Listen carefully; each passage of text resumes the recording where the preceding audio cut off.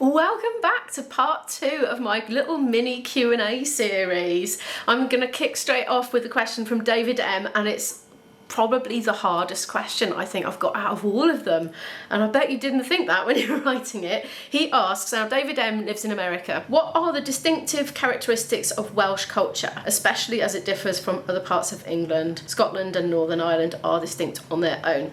Wow, do you know what? When you are inside a culture, it's hard to know what's distinctive about it because to you that's just your normal.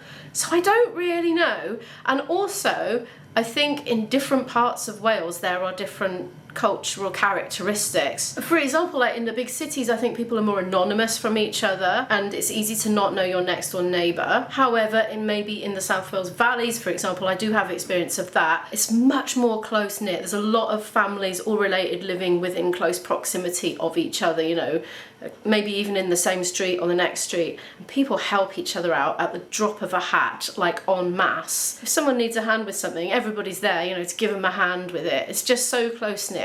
But I don't know if that's a distinctive characteristic of Wales or the area of Wales, because I bet there's lots of that happens everywhere. I was thinking distinctive characteristics, well then you go for the stereotypes, I suppose. So I don't know. I mean, we do have Welsh medium education option. You can choose to put your child in a Welsh medium primary school and secondary school if you want to. We do have our own Welsh language TV channel. I suppose that's distinctive. The Welsh love to sing, right? This is something I think could be a very Welsh thing. There's a lot of choirs, a lot of community groups that sing. And like on the Welsh language TV channel, there's a lot of music, a lot of community music that gets featured on that with a lot of singing.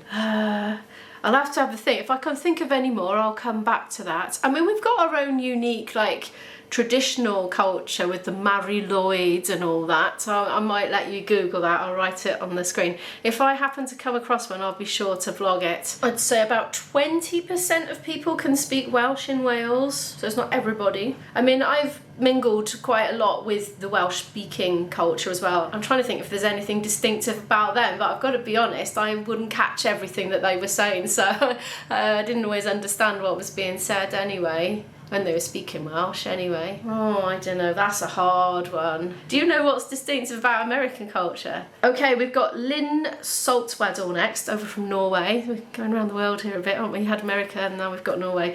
She says, have you ever had a regular job? Yeah, briefly.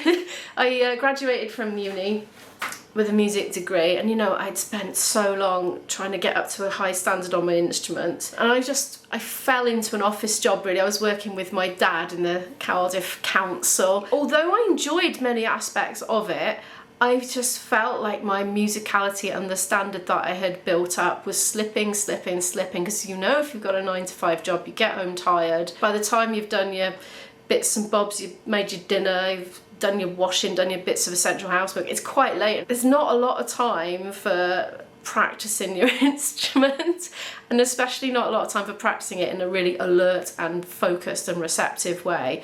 So I was uncomfortable having a full-time job because I felt I was losing my ability that I'd worked so hard to achieve since the age of 9 up to about 23 or whatever age I was when I graduated, maybe 22. I didn't want to lose it. So yeah, I did. I worked for the council, and I've had plenty of part-time jobs as well up until having my daughter. And now, of course, my other job is YouTube. I've worked in a supermarket as well as an office. I've worked in different offices. I've had various part-time office jobs. Lynn would like to know if I've lived anywhere else than the city I'm living in. Well, I don't live in a city, I live in a town. I was raised in Cardiff. I've lived in Portugal, and I've also lived in Devon when I was studying as a university student. So yeah, those 3 places mainly. What else? Do you have any hobbies that do not involve music? Yes, learning Portuguese and doing jigsaw puzzles. I would say YouTube, but that's become a job. But I still love it.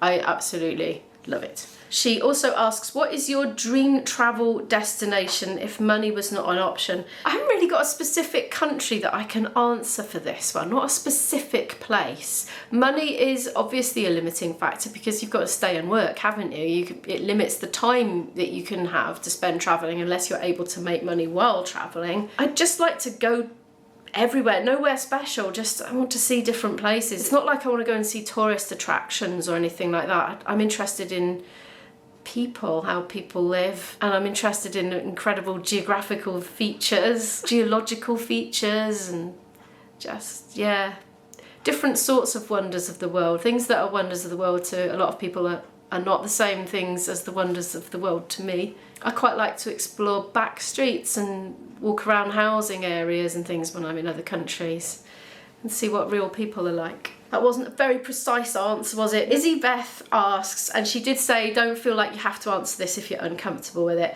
She wants to know how I'm getting on with HRT. She says that she lasted 6 days on the Everall patch and then got a horrific migraine and ripped the patch off. Well, it's good to get another perspective on the HRT, because I do worry about talking about it. Not because I feel like I'm oversharing personally, but because I'm not a doctor and I worry that I might influence somebody's choice, and it is a complex choice to make to go on HRT, because there are risks and there are benefits, and they're all a bit lifestyle and individually dependent. You need to go through it on your own carefully to make a decision on that. So I'm very sorry that you had a bad experience, Izzy Beth. I've had a brilliant experience with it. It's transformed me back to how I felt before menopause, really. I got rid of the hot flushes, which just constantly disrupted and distracted me throughout the whole day. The urine infections have just, they've gone pretty much. Like, oh, they were terrible before, the absolute bane of my life, but they really haven't been much of an issue. So that's just wonderful. And no, I've just done great. I've had a couple of little occasions when the patch has been a bit itchy, but it's been totally bearable. So for me, it's been wonderful, and I dread the day that I'll eventually have to come off them. Oh, I'm not looking forward to that. No. Okay, we got 2 more questions for this little segment here. This is from Kaz Cymru. Do you spend any time on Duolingo learning Welsh? Also, are you a bit competitive when it comes to moving up the different leagues? That's a question that only Duolingo users will understand, but I will explain it shortly. Do I spend any time on Duolingo learning Welsh? I have done. I did do quite a lot, and then I just felt like I wasn't progressing fast enough with Portuguese, so I sacrificed doing Welsh for that, just so I'd have a bit more time on it. That happened when I did the course, when I did that class last year, and I haven't got back to it since. Apparently they're not updating Welsh on Duolingo. I read somewhere, some article somewhere, they're just keeping it as it is, whereas the others they update for some reason. I think it's to do with budget and lack of commercial viability for Welsh or something like that. They're updating the more popular languages. Oh, are you a bit competitive when it comes to moving up the different leagues? The Duolingo, if you don't know, is an app for learning languages. It's free to use. I've actually got a paid version which doesn't have adverts in it, and you don't lose your lives. With the free version you get 5 hearts, and every time you make a mistake you lose a heart. And when you've lost 5, you have to wait for them to refill before you can do any more questions. But I do the super version, so I've actually got a family plan and different people using that. So it's an app for learning languages with lots of quite stimulating questions and things like that to do, and quizzes and all that malarkey. So it's a good way to learn languages, but also you get points called XP for when you complete exercises and things like that. And it puts you on a leaderboard. It like finds people that you're at a compatible level with that's also using the Duolingo, and it puts you on a scoreboard with them. Oh, I should show you, then you'll know what I mean, won't you? Hang on. Oh no. It's going to show like I'm in the Diamond League now. You'll be like, yeah, she's competitive. My dad has the same trouble.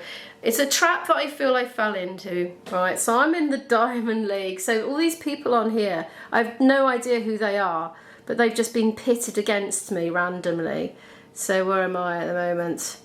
Oh, there, I'm number 14 in the Diamond League, and the Diamond League is the top league, so these are all the leagues you can be in. The thing is, you can cheat it to get more points, and I think that some of those ways are not necessarily the most effective language learning ways, so I'm trying to not think about getting points and going up in the Diamond League. I'm trying to just do it for language learning's sake, but it's hard not to because of that, yeah, because it's very affirming when you see, oh, you've just gone up above somebody else, you've got more points than them.